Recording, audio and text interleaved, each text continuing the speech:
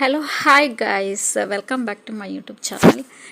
Friends, ನಾನಿಲ್ಲಿ ಕೇರಳದವರದ್ದು traditional ಪುಟ್ಟು ಅಂತ ಹೇಳಿ, ಅಂದರೆ ಅದಕ್ಕೆ ನಮ್ಮ ಇದರಲ್ಲಿ ನಾವು ಕುತ್ತಿ ಪುಟ್ಟು ಅಂತ ಹೇಳ್ತೀವಿ. ಸೊ ಅಲ್ಲೂ ಹಾಗೇನೆ ಕೇರಳದಲ್ಲೂ ಕುತ್ತಿ ಪುಟ್ಟು ಅಂತಾನೆ ಹೇಳ್ತಾರೆ.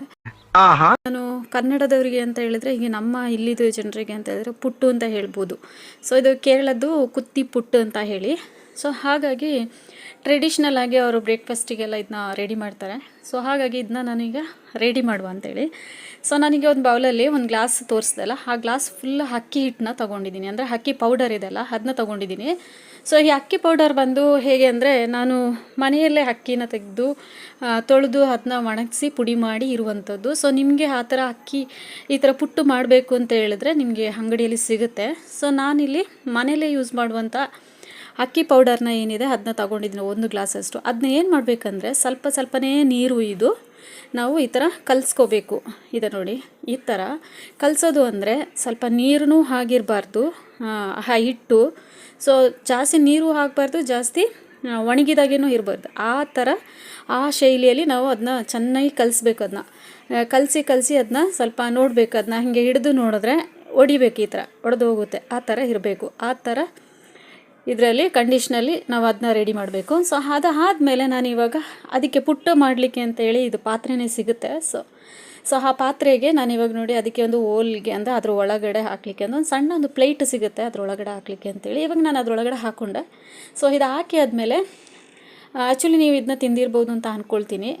ಸೊ ನೀವು ಮಾಡಿರ್ತೀರ ಅಂತಲೂ ಅಂದ್ಕೊಳ್ತೀನಿ. ಸೊ ನಾನು ಫಸ್ಟ್ ಇದಕ್ಕೆ ತೆಂಗಿನ ತುರಿ ಏನಿದೆ ಅದನ್ನ ನಾವು ಹಾಕ್ಕೊಳ್ಬೇಕು. ಅದಕ್ಕೆ ಹಾಕ್ಕೊಂಡಾದ್ಮೇಲೆ ನಾವೇನಿದೆ ಈ ಅಕ್ಕಿ ಪೌಡರ್ ಏನಿದೆ ಅದನ್ನ ನಾವೀಗ ಕಲಸಿಟ್ಟಿದ್ದೀವಿ ಎಲ್ಲ ನೀರಲ್ಲಿ. ಸೊ ಅದನ್ನ ನಾನೀಗ ಇದಕ್ಕೆ ಇದನ್ನ ಹಾಕ್ಕೊಳ್ಳೋದು ಸ್ವಲ್ಪ ಅದನ್ನ ಹಾಕ್ಕೊಳ್ಳೋದು, ಅದನ್ನ ಹಾಕ್ಕೊಳ್ಳೋದು, ಈ ಥರ ಮಾಡ್ಕೋಬೇಕು.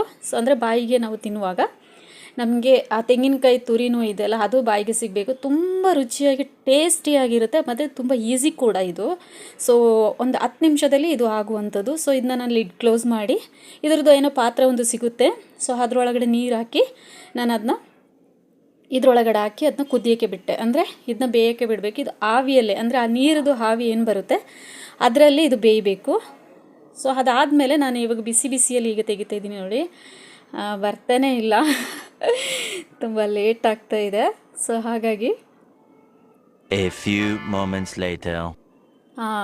ಇವಾಗ ಬಂತು. ಫಸ್ಟ್ ನಾವು ಏನು ತೆಂಗಿನಕಾಯಿ ತುರಿ ಏನು ಹಾಕಿದ್ದೀವಿ ಅದು ಮತ್ತು ಅಕ್ಕಿ ಹಿಟ್ಟು ಈ ಥರ ಅದು ಬೆಂದು ಒಂದು ನೀಟಾಗಿ ಒಂದು ಇದರಲ್ಲಿ ಬರುತ್ತೆ. ಇದು ಇಲ್ಲದಿದ್ದರೆ ಸ್ವಲ್ಪ ಪುಡಿ ಆಗೋ ಚಾನ್ಸಸ್ಸು ಸಹ ಇರುತ್ತೆ. ಸೊ ಅದಾದಮೇಲೆ ನಾನಿವಾಗ 2ನೇ ಸಲ ಅಂದರೆ 2ನೇ ಟ್ರಿಪ್ಪಲ್ಲಿ ನಾನಿವಾಗ ಇದನ್ನ ಪ್ರಮಾಣ ಇದು ಕೂಡ ಪೆಸಲೈಟ್ ಒನ್ನರಕ್ಕೆ ಕೂವಡ ರವೆದು ಪೌಡರ್ ಏನು ರಾಗಿದು ಏನು ಪೌಡರ್ ಇದೆ ರಾಗಿದು ಏನು ಪೌಡರ್ ಇದೆ ಅದರಲ್ಲಿ ನಾನು ಇನ್ನೊಂದು ಮಾಡ್ತಾ ಇದ್ದೀನಿ. ಅದು ತುಂಬ ಹೆಲ್ತಿಗೆ ತುಂಬ ಚೆನ್ನಾಗಿರುತ್ತೆ ರಾಗಿದು. ಸೊ ಸೇಮ್ ಮೆಥಡಲ್ಲಿ ನಾನು ರಾಗಿ ಪೌಡರಲ್ಲಿ ಒಂದು ಕುತ್ತಿ ಪುಟ್ಟನ್ನು ರೆಡಿ ಮಾಡಿದ್ದೀನಿ. ಸೊ ಈ ವಿಡಿಯೋ ನಿಮಗೆ ಇಷ್ಟ ಆಯ್ತು ಅಂದರೆ ಲೈಕ್ ಮಾಡಿ, ಶೇರ್ ಮಾಡಿ, ಕಮೆಂಟ್ ಮಾಡಿ. Bye take care.